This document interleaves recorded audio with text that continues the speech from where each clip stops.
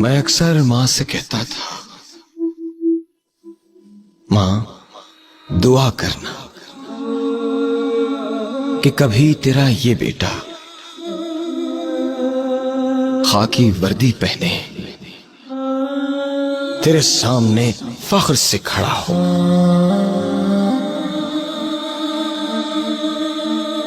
اور میری ماں یہ سن کر ہنس دیا کرتی تھی۔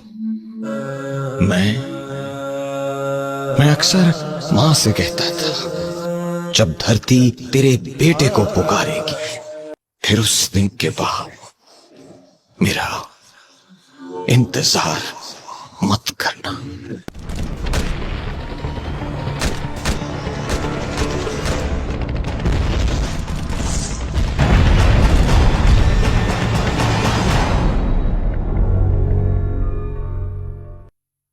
کبھی جو تمہیں میری ماں ملے